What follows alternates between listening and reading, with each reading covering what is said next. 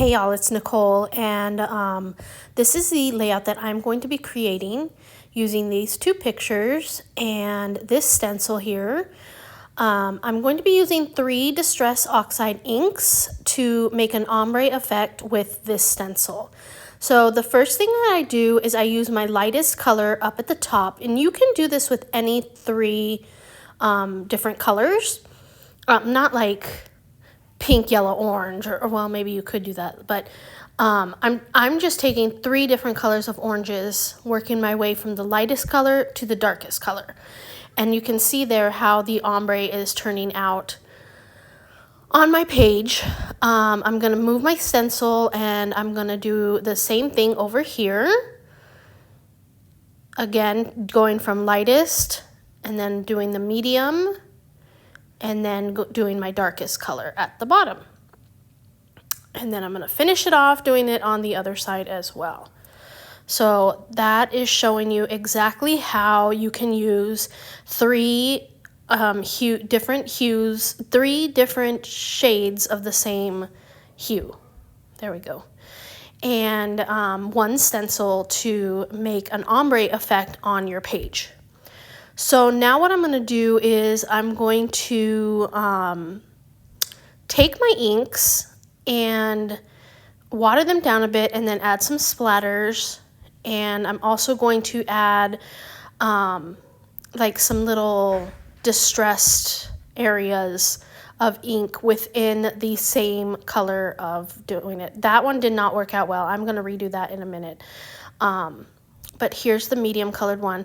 Now, I'm using different shades of orange.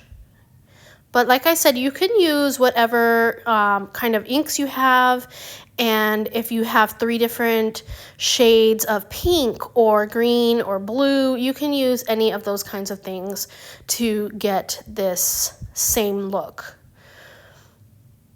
So here is where I'm going to go back with this one here, which is dried marigold.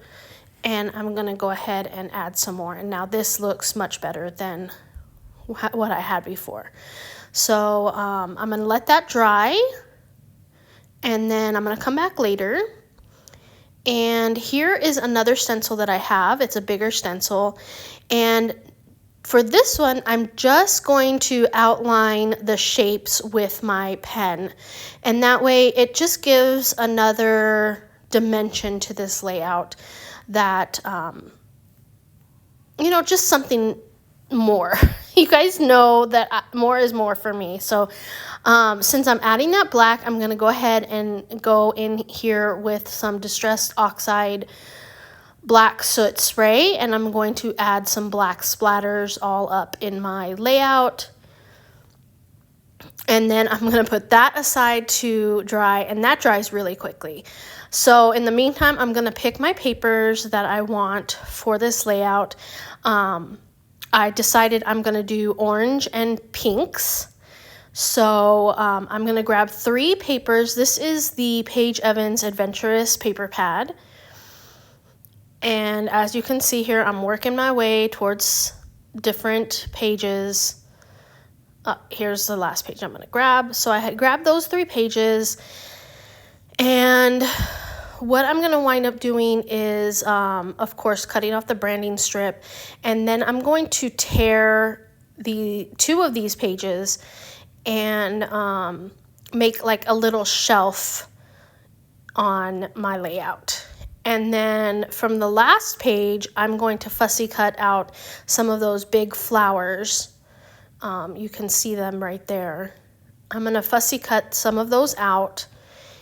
And those will be like some cluster bases on my layout.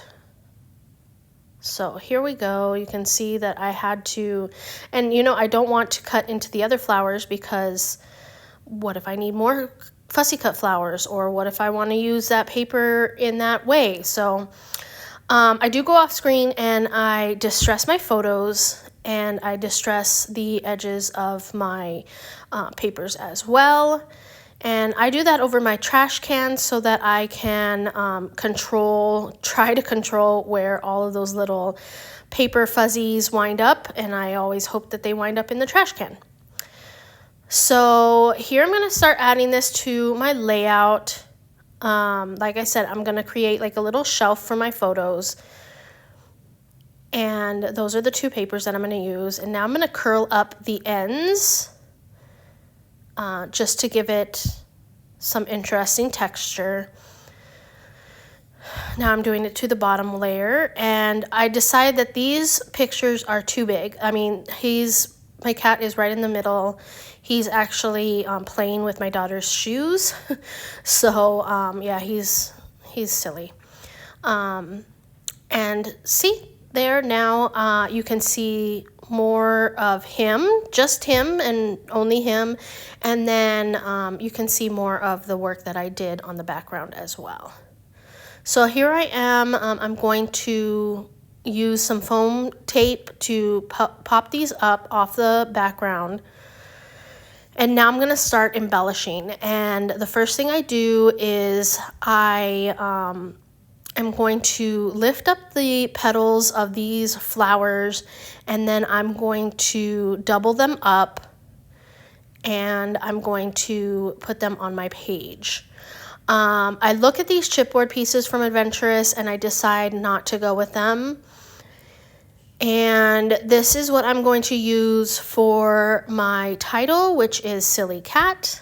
And I'm just going to use the gold. I was going to use either pink and orange letters and gold, and yeah, so I wind up just doing Silly Cat. I wind up doing Silly, and then I think, okay, well, I'll put Cat in orange on this pink paper.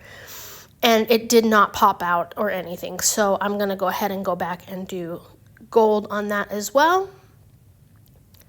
So there we go for that.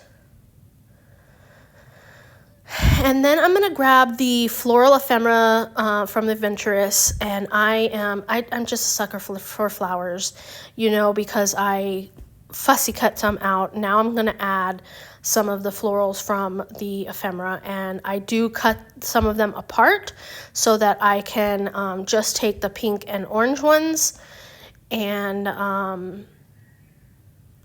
then I ruffle up the edges and I glue those down as well.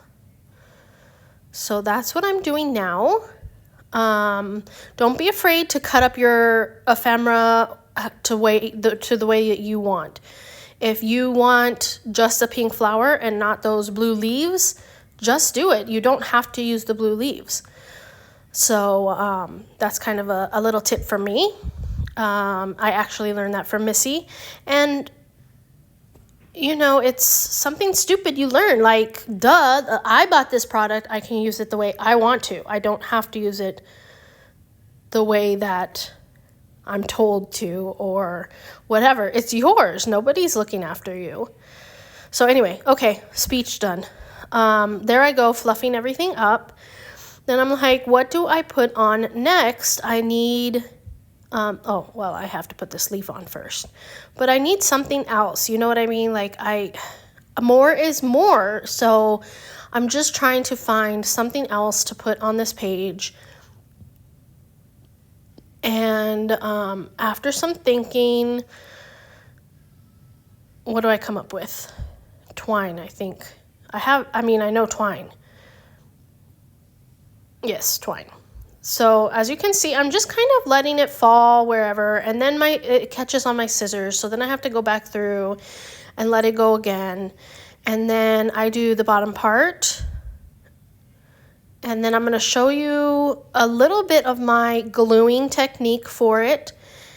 But I'm not going to show you all of it because you get the picture. Like, I just put some glue down and then I put my thread on it. So there we go.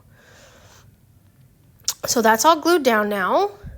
And then I'm going to come in with some little birdie flowers. And I just want to remind you that everything down below is linked. All of the products that I use is linked down below so that you can find them in the shop. If you want to try and recreate this page, or you want to just do your own thing, but you love the product, it's all going to be linked down below, so you can easily find it. And then here I am gluing down those little birdie flowers. And I really like how they added some more texture to the layout. It just adds such prettiness, in my opinion, to the page. Oh, and I do want to point out that I'm just using smooth cardstock, smooth white cardstock. There's no gesso, there's no prep on it. I didn't need the stuff to move around. I was just adding some little splotches of stuff here and there. I did add some orange gems. Those are from Buttons Galore. And then now I'm adding some black sequin discs just to add that pop of black in, because I do have black in it, and then my cat kind of reads more in the darker range. So I'm adding those dark elements in as well. And I add those to all of my floral arrangements, clusters, whatever, along that twine as well. So I'm almost done adding those. And then here I'm going to add my journaling, also with a black pen. And then I think that's it. I think I'm going to be having the close-ups pretty soon. So thank you so much for watching. If you enjoyed this video, please give it a like and subscribe. And again, I'm going to have all the products linked down below for you to find. Thank you so much for watching today. Until next time.